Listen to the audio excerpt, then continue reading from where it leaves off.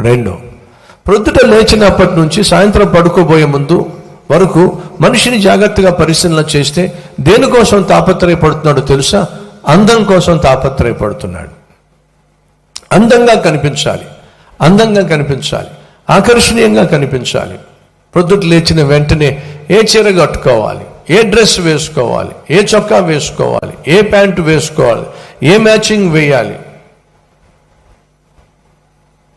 ఏ చెప్పులు వేసుకోవాలి, ఇలా ప్రొద్దుట లేచినప్పటి నుంచి సాయంత్రం వరకు. ఇప్పుడు హైదరాబాద్లో చూడండి, ఎక్కడ చూసినా షాపింగ్ మాల్లేనండి. ఏ మూలకు వెళ్ళినా షాపింగ్ మాల్. పోనీ ఏదైనా షాపింగ్ మాల్ దివాలా తీసిందయా అంటే లేదండి. ఎక్కడ చూసినా నిండిపోయి ఉంటున్నారు. షాపింగ్ మాల్లో ఏం కనిపిస్తాయి చెప్పండి?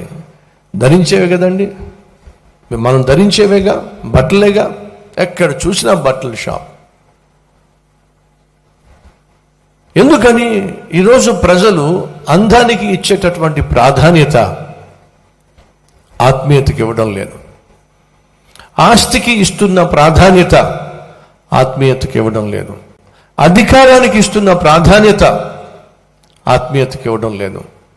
సో మొదటిగా ఏది అవసరం, ఏది అనవసరం అది తేల్చేద్దాం.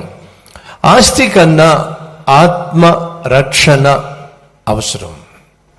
నువ్వు కలిగి ఉన్న ఆస్తి కన్నా, సంపాదిస్తున్న ఆస్తి కన్నా నువ్వు ప్రధానంగా సంపాదించాల్సింది ఏమిటంటే నీ ఆత్మను రక్షించుకోవాలి.